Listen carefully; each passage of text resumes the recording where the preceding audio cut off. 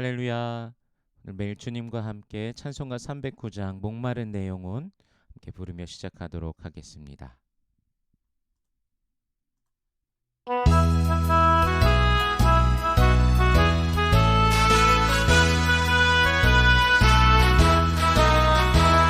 목마른 내 영혼 주가 이미 허락한 그 귀한 영생수 주여 갈망합니다.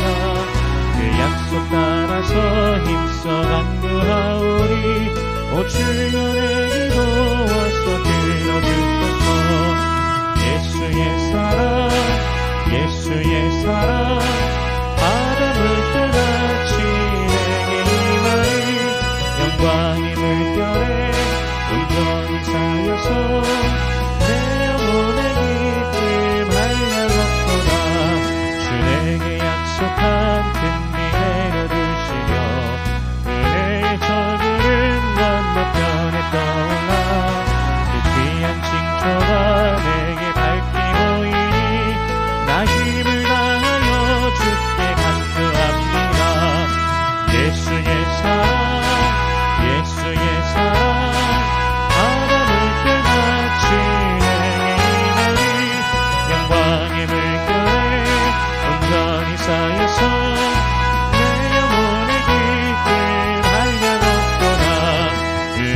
소낙비 지금 흡족히 내려 구원의 큰 강물 흘러차고 넘쳐서 내 추한 모든 죄 모두 씻어버리니 나 지금 은혜를 충만하게 바라네.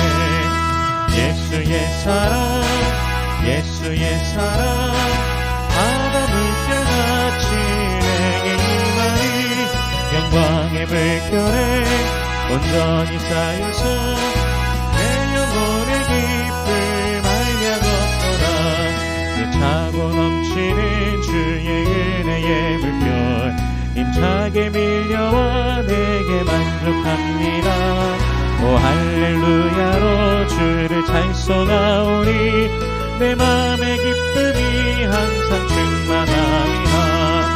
예수의 사랑 예수의 사랑 바다 물결같이 내게 임하니 영광의 물결에 온전히 쌓여서 내 영혼의 기쁨 알려걷거라.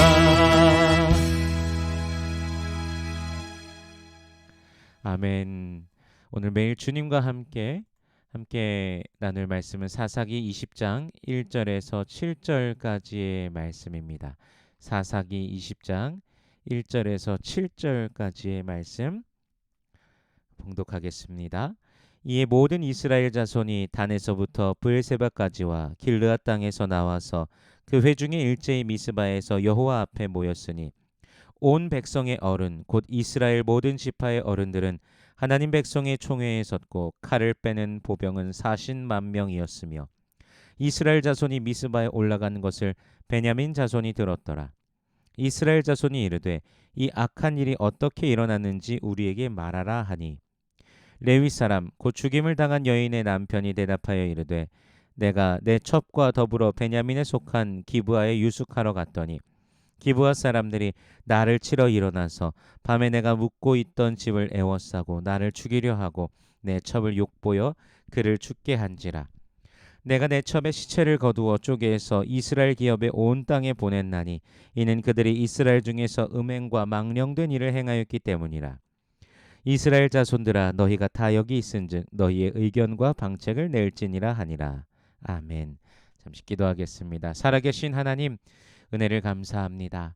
오늘도 우리를 붙드시고 인도하시는 주님의 은혜, 우리 주 예수 그리스도의 그 놀라우심 아래 우리가 오늘도 거하며 살아가게 하시니 감사합니다. 매일 그 천국 소망으로 기쁨이 충만한 주의 백성들 되게 하여 주시옵소서. 오늘도 우리를 인도하시는 아버지 하나님의 선하신 손길을 만나며 누리는 주의 백성들 되게 하여 주시옵소서. 이 시간 말씀 앞에 섭니다. 성령께서 친히 이 말씀을 조명하여 주시사 깨닫게 하시고 아멘으로 화답케 하시며 또한 순종케 하시며 하늘로부터 내리는 신령한 복을 누리는 모든 주의 백성들 되게 하여 주시옵소서. 감사드리며 예수님 이름으로 기도드립니다. 아멘. 이스라엘 백성들이 오늘 본문에서 보니 단에서부터 부엘세바까지 또한 길르앗 땅에서 나와 미스바에 모이게 됩니다. 단은 이스라엘의 최북단, 부엘세바는 최남단입니다. 즉 이스라엘의 북쪽에서부터 저 남쪽까지, 그리고 길르앗 땅은 요단 동편을 지칭합니다. 그래서 전에 그 미디안이 그 길르앗 쪽으로 공격해 오지 않았습니까? 요단 동편을 지칭합니다. 즉 모든 곳의 사람들이 여호와 앞에 총회로 미스바에 모이게 되는 것입니다. 하나님의 이름으로 그들이 모였음을 의미합니다. 칼을 빼는 보병이 40만이 그곳에 모여옵니다. 상당한 숫자가 모였음을 볼 수 있습니다. 현재 대한민국의 총 군인이 몇 명이 되는지 지금 거는 알지 못하지만, 제가 군에 있을 당시 50만 명이었던 것으로 기억합니다. 그만큼 상당히 많은 숫자가 지금 본문에 그렇게 모여 있다라는 것이죠. 민수기에 등장하는 인구 조사와 비교했을 때 이스라엘에 그렇게 전쟁할 수 있는 장정이 60만입니다. 그런데 40만이 모였다는 것, 대부분이 모였다라는 것을 알 수 있는 것이죠. 3절에 보면 이스라엘 자손이 미스바에 올라간 것을 베냐민 자손이 들었더라라고 말씀하며, 베냐민은 그곳에 함께하고 있지 않은 것으로서 나타나고 있습니다. 즉 베냐민을 제외한 다른 지파들만이 그곳에 함께 모여 있습니다. 미스바에 모인 이스라엘 자손들이 이 악한 일이 어떻게 일어났냐라고 물어봅니다. 3절에요. 하반절에 보니까 이 악한 일이 어떻게 일어났는지 우리에게 말하라, 이렇게 말하고 있습니다. 사실 이 악한 일이 그 시체가 토막나서 보내진 것을 말하는지 기브아 사람들이 행한 그 일인지에 대해서는 모호합니다. 그저 이 악한 일이라고만 기록되어 있기 때문입니다. 그러나 성경을 통해 생각해 본다면 성경이 이렇게 말씀해 주신 이유가 무엇일까, 어떤 것인지 조금은 금방 확인하기 힘들게 말씀하신 이유, 토막을 낸 것도, 기브아에서 불량배들의 그 행위, 모든 것이 분명히 다 악하다라는 것을 생각해 보게 됩니다. 레위 사람은요, 미스바에 모인 이스라엘 자손들에게 자초지종을 설명합니다. 자신이 베냐민이 속한 기브아에 유숙할 때 5절에 보면요, 기브아 사람들이 자신을 치러 와서 자신이 묵고 있던 집을 에워싸고 자신을 죽이려고 하였다라고 그렇게 말하는 것을 보게 됩니다. 그리고 첩을 욕보여서 죽게 하였다라고 그가 진술하고 있습니다. 근데 하지만 사실관계를 엄격하게 생각해 본다면요, 기브아의 불량배들은 그 첩이 아닌 레위 사람과 관계를 가지려고 하였습니다. 레위 사람과 성관계를 하려고 한 것입니다. 하지만 자신의 첩을 그들에게 내어주고 자신은 몸을 피한 것으로, 숨긴 것으로 볼 수 있는 것이죠. 그럼에도 불구하고 그런 장면들은 다 빼놓고 첩을 욕보여서 그들이 죽였다라고 하고 있는 것이죠. 첩을 내어준, 물론 불량배들이 찾아온 건 맞습니다. 하지만 첩을 내어준 사람이 누구입니까? 레위 사람 본인이었습니다. 그것에 대한 언급도 전혀 하고 있지 않다라는 것이죠. 그리고 첩의 시체를 쪼개어 이스라엘 온 땅에 보냄은 그들의 음행과 망령된 일, 즉 그 기브아에 있는 그 불량배들의 음행과 망령된 일을 알리기 위함이었다라고 증언하고 있는 것이죠. 최종적으로 이제 7절에 보면은 레위 사람이 이렇게 말합니다. 이스라엘 자손들아, 너희가 다 여기 있은즉 너희의 의견과 방책을 낼지니라 하니라. 아멘. 사실 이 7절 말씀 전체를 볼 때요, 모순이 발생하고 있는 것을 보게 됩니다. 오늘 1절부터 7절까지 전체에서도요, 이미 군사들이 모여 전쟁의 준비를 마친 상태로 보여집니다. 40만이 그렇게 모여 있죠.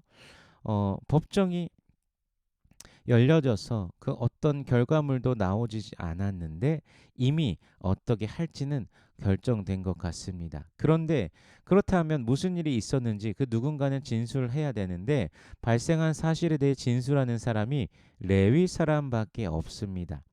레위인의 측에 서서 말한다고 할지라도 기브아의 노인도 있고 레위 사람의 종도 있지 않았습니까? 그들도 그 상황을 증언할 수 있는데 그들도 등장하지 않고 또한 기브아 사람 그 누구도 등장하지 않습니다. 그들이 죄를 지었을지언정 분명 증언은 하여야 할 텐데 그들이 없는 것이죠. 베냐민 지파는 이 모임 자체에 배제되어 있습니다. 신명기 19장에서 말씀하시는 바 율법은요. 이런 상황 중에 두 증인 또는 세 증인을 요구합니다. 그리고 쌍방의 진술을 요구합니다. 또한 그것에 대해서 아주 자세하게 면밀히 조사할 것을 율법은 그렇게 요구하고 있습니다. 그러나 지금 레위인의 증언만이 있고 레위인은 자신의 증언을 토대로 속히 이스라엘 온 지파의 의견과 방책을 내놓으라고 지금 레위 사람은 그렇게 말하고 있습니다. 문제가 있을 때 여러분 어떻게 하여야 됩니까? 사실 구약 시대 당시의 모습으로 가본다면 가장 중요한 건 하나님께 직접 여쭙는 방법이 있습니다. 구약에서는 그 방법이 이제 우림과 tum밈으로 즉 제사장의 관복에 에봇이 있지 않습니까? 그래서 하나님께 직접 여쭙는 방법이 있습니다. 사실 레위인으로서 그런 방법이 있다라는 사실을 알고 있었을 것입니다. 그러나 온 지파를 그 어떤 방법을 통해 회집시키고 온 지파가 그 베냐민의 기브아를 향하여 화살을 쏟아붓기를 그가 원했던 것 같습니다. 그래서 온 지파를 그 엽기적인 방법 자신의 첩을 그 시체를 토막내어서 보내서 지파들을 회집시켰습니다. 그래서 즉결 심판을 하게끔 하려 하는 그의 행동, 그들을 격동시켜서 이제 베냐민의 기브아를 향하여서 그렇게 정죄하도록 그가 바라고 있는 것이죠. 어찌 보면 그런 그의 행동이 레위인이 물론 그들이 잘못한 거는 맞습니다. 기브아의 불량배들이 잘못한 건 맞습니다. 하지만 레위인이 지금 그것에 대해서 반응하고 있는 모습은 전혀 하나님의 말씀을 알지도 듣지도 못한 사람처럼 보여집니다. 사실 특이함은 레위 사람에게만 등장하는 것이 아닙니다. 온 이스라엘의 모임에도 등장합니다. 베냐민이 빠진 것을 비롯하여 사실 참 이 모임 자체가 특이한 이유가요. 사사 시대 초반과 달리 후반부에 갈수록 지파 간의 갈등이 있었던 것을 보게 됩니다. 각자가 자신을 내세우고 그 지파의 자존심 싸우기도 합니다. 전쟁에 이스라엘을 위한 전쟁을 하고 있어서 이스라엘을 위한 전쟁에서 지원 요청을 함에도 불구하고 우리 쪽 지방과는 전혀 상관이 없고 우리 쪽 지방에 일어나지 않는 전쟁이기 때문에 관심을 갖지 않는 그런 모습을 많이 보았습니다. 그래서 전쟁 때 그런 어려움을 겪으면서 사사들이 하였던 것을 보게 됩니다. 기드온도 그랬었죠. 뭐 입다 때에도 그런 모습이 있었고요. 이번에는 하지만 되게 모순적이게도 수많은 사람들이 그곳에 몰려들었습니다. 전쟁 때도 이스라엘이 서기 위해서 그 가나안 땅 안에 바로 서기 위해서 그렇게 요청했을 때는 오지도 않던 자들이 수많은 그 칼을 든 군사들이 그렇게 모여든 것이지요. 미디안의 군사가 13만 5천 명이 왔을 때 기드온의 300용사가 싸웠습니다. 그 40만이 그때는 없었는데 지금은 등장한 것이죠. 하나님께서 이스라엘을 구원하시기 위해 역사하시는 전쟁에는 관심도 전혀 없기도 하고 또한 전세가 유리할 때 등장해서 왜 자신들을 부르지 않았냐고 하며 비방하던 지파들의 모습이 이번에는 이스라엘을 압제하는 이방과의 전쟁도 아님에도 불구하고 군사 40만까지 회집된 한 지파를 향한 전쟁의 움직임이 보여지는 것입니다. 이스라엘의 왕이 없으므로 소견에 옳은 대로 행하였다는 그 말씀 그대로 그들은 원하는 대로 관심 가는 대로 마음대로 생각대로 움직이고 있는 것입니다. 주님의 뜻이 무엇인지 고민하는 것은 그 어떤 것보다도 중요합니다. 그리고 그 뜻대로 행하며 나아가는 것이 중요합니다. 그리스도인은 그리스도의 인도하심을 받는 자들입니다. 주님은 말씀으로 우리에게 오셨습니다. 말씀 속에 오늘도 살아 역사하시는 하나님이십니다. 말씀이 우리를 주장하시기를 원합니다. 기도하며 주님을 구하기를 원합니다. 하나님의 나라와 뜻을 구하는 삶, 주님의 인도하심을 받는 삶, 우리의 매일이 그러한 매일이 되기를 원합니다. 오늘도 오직 내 생각도 내 마음 내 뜻도 아닌 오직 주님께서 나의 주인이 되어주시며 주님과 함께하며 그의 뜻 안에 거하는 복된 하루가 되시기를 주님의 이름으로 축원합니다. 기도하겠습니다. 살아계신 하나님, 은혜를 감사합니다. 오늘도 우리 하나님께서 우리를 주장하심을 누리길 원합니다. 말씀이 우리 안에서 살아 역사하시고 우리 가운데 함께하심을 누리며 그 선하신 손길 아래서 오늘도 힘차게 걸어가게 하여 주시옵소서. 그리스도 예수 안에 있는 그 참 평강을 성령 안에 의와 평강과 기쁨을 누리는 주의 백성들 되게 하여 주시옵소서. 감사드리며 예수님 이름으로 기도드립니다. 아멘.